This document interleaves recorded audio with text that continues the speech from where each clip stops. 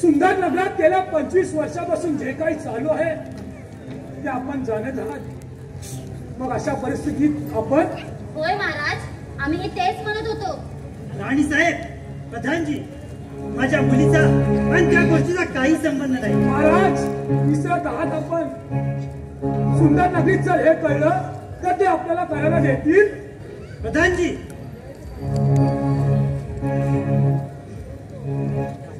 काही झालं तर त्याची सावली सुद्धा माझ्या मुलीच्या अंगावर पडू देणार नाही मी। महाराज,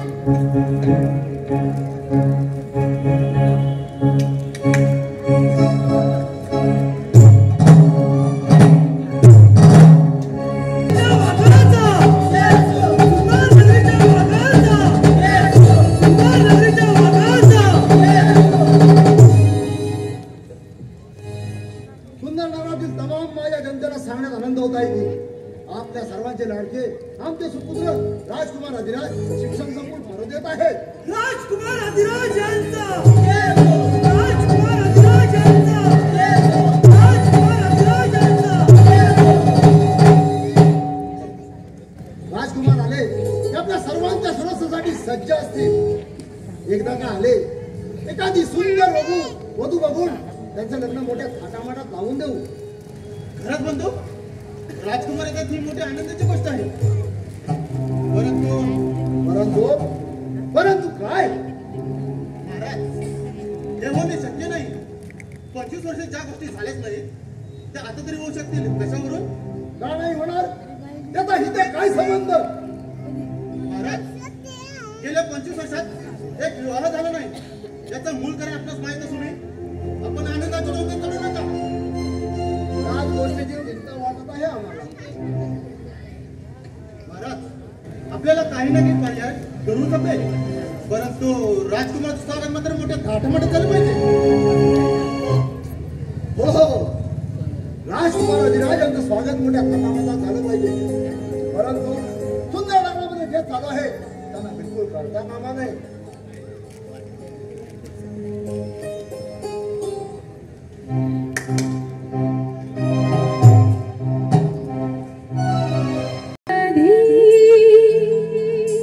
वसली बाई माझे सुंदर नदीच्या किनारी दरी खोऱ्यामध्ये वसली बाई माझे सुंदर ओढ्या दिनाची किती मी पहावी वाटेत गान करीता पार दोन्ही जा नदीच्या किनारी.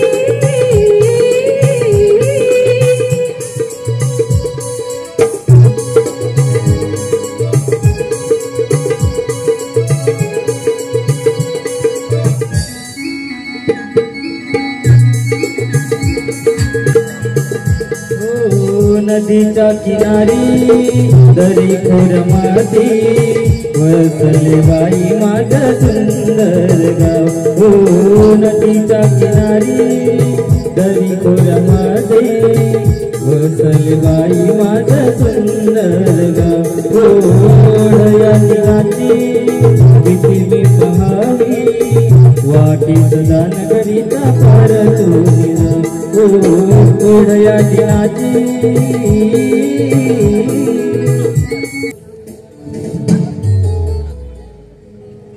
कोण आहात आपण? समोर बघून चालावं. हाच प्रश्न मी तुम्हाला विचारू शकतो नाही का? आपण इथे कुठे?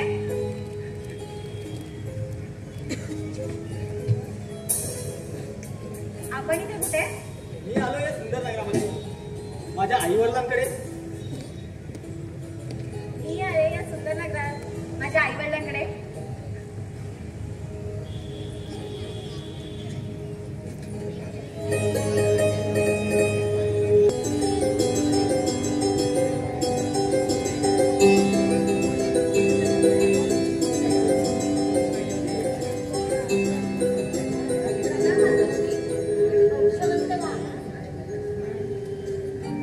प्रणाम पिताश्री. रक्षवंत पिताश्री, मातोश्री, कसे आहात आपण? आपण सुखी तर आम्ही सुखी. आम्ही आता हे सुंदर नगर सोडून कुठेच जाणार नाही. जावं लागेल ते आम्हाला सोडून. राजकुमार, काय अभद्र बोलताय आपण? का म्हणून दादाश्री? कारण तुमचा विवाह झाल्यावर जावंच लागेल ना. थट्टा करताय का आमची? आधी तुमचं लग्न मोठ्याच आमच्यापेक्षा. सुंदर नगराची जबाबदारी सोबत आहोत. क्षमा असेल की तशी, आम्ही तर आता इथे आलो आहोत. आम्हाला आधी आपल्या माणसाला समजून तर घेऊ द्या. अधिराज, आता आपण सुज्ञान आहात, त्यामुळे ही जबाबदारी प्रामाणिकपणे निभवाल असे मला पूर्णपणे खात्री आहे. ठीक आहे, मी ही जबाबदारी स्वीकारण्यास तयार आहे. परंतु मला हे सांगू शकता की गेल्या 25 वर्षामध्ये एकही विवाह सोहळा का झालेला नाही? अधिराज, वेळ येईल तेव्हा आपणास या बाबतीचा खुलासा करण्यात येईल. अधिराज, आपण बघून सुंदर नगराची माहिती करून घ्या, म्हणजे आपल्या प्रश्नाचं उत्तर आपोआप मिळेल. परंतु पिताश्री, परंतु बंधू काय घ्यात, आपण अधिराजाला सुंदर नगराची माहिती करून द्या अशी अपेक्षा बाळगतो. ठीक आहे महाराज.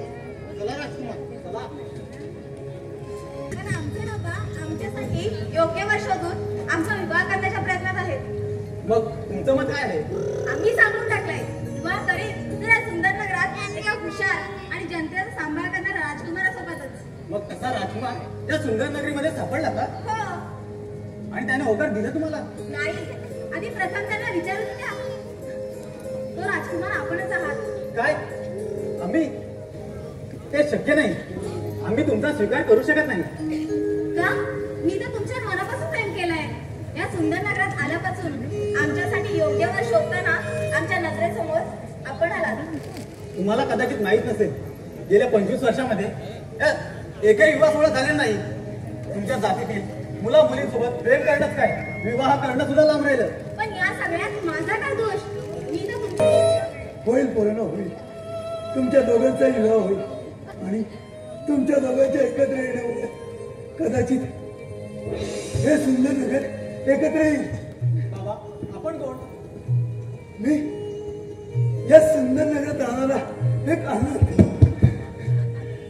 या जातपातीच्या विचारातून संपुष्ट झालेला माणूस. मी या गावात राहत नाही. बाबा, तुम्ही सांगू शकता का की गेल्या 25 वर्षात विवाह का झाला नाही? या सगळ्या वादाला तुमच्या दोघांचे बाप कारणीभूत आहेत. त्या दोघांच्या वैयक्तिक वादामध्ये सुंदर नगरला हे दिवस पाहावे लागले. म्हणजे तुमच्या जातीतील मुलीने आमच्या जातीतील मुलीशी म्हणून लग्न केले. म्हणून या दोघांमध्ये वाद झाला आणि दोन्हीकडे लढाई होऊन कितीतरी घर बेघर झाली आणि त्यात कितीतरी माणसं मृत्युमुखी पडली. त्यात तुझा काका पृथ्वीराज आणि तुझी आत्या सौदामिनी, त्या दोघांना या लोकांनी जिवंत जाळून मारले.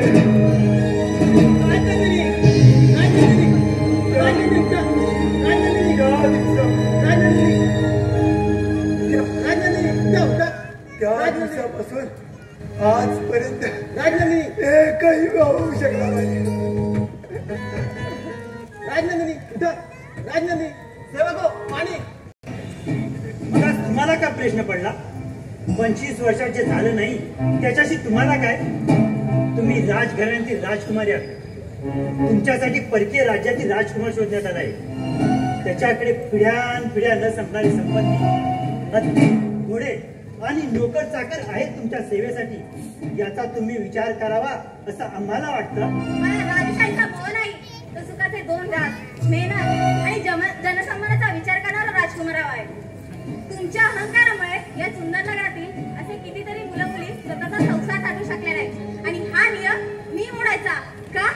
तर मी श्रीमंत गरीब करता हे विचारलं की नाही. तुमची मुलगी वयात येणार आहे. राजकुमारी, आम्हाला अकलेच्या गोष्टी शिकू नका. आम्ही तुमच्यासाठी योग्य तो शोधलाय आणि त्याच्याशी तुम्हाला विवाह करावाच लागेल. विवाह करीन तर सुंदर नगरातील एका हुशार आणि जिगरबाज राजकुमारासोबतच. हे शक्य नाही. आणि हो, माझं एका महाराजांच्या मुलावर म्हणजेच अधिराजवर माझं प्रेम आहे आणि विवाह करीन तर त्याच्याशीच. हे शक्य नाही. त्या हुशारी त्याला शोधून संपूर्ण पाहू. राजसेवक, सुंदर नगर हाणून पाडा. ज्याने राजघराण्यातील मुलीवर नजर टाकण्याचा प्रयत्न केलाय. राजकुमारी, आम्ही सांगतो त्या मुलाची विवाह झाला नाही ना तर अख्खा सुंदर नगर पेटवून देऊ आम्ही.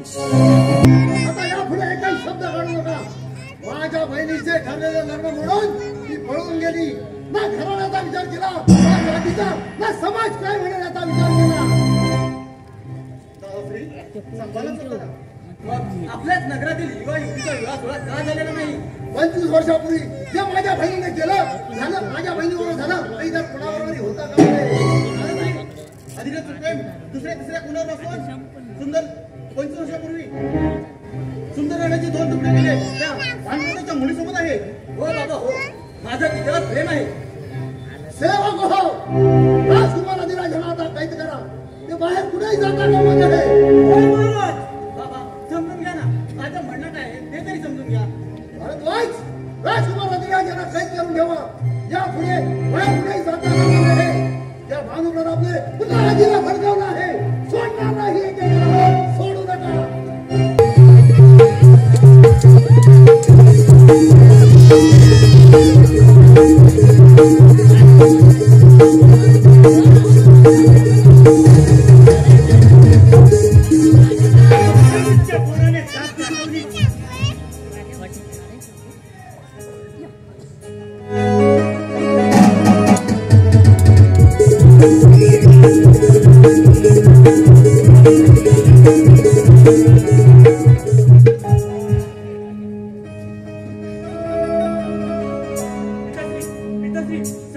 झालं राजतंत्री अधिराज!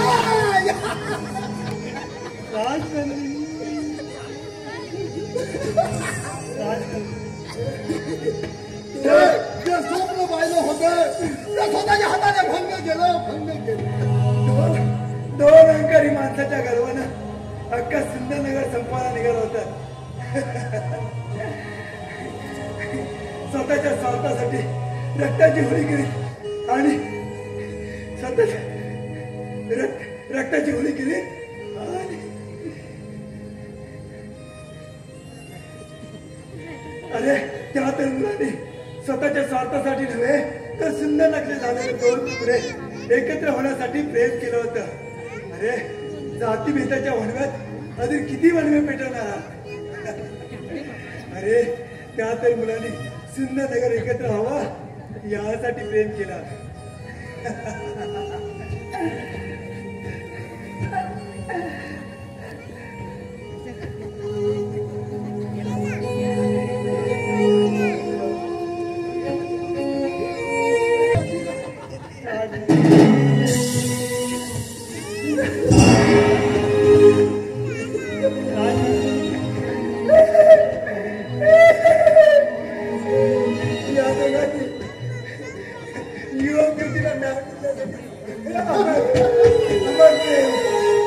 अमर प्रेम केलं होतं.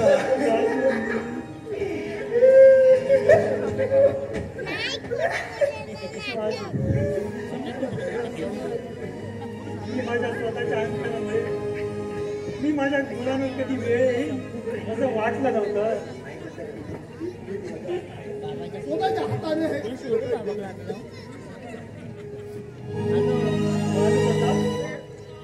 सौम्य हाय येऊ घेऊन जातपातीच्या हो मी 25 वर्षापूर्वी केली नसती तर आज चालू आहे ना मग मुलांना लागली नसती. 10 मिनिटात होईल. या मुलांच्या प्रेमाचं प्रतीक हो म्हणून मी येतोय. आज वचन देतो सुंदर नगराला.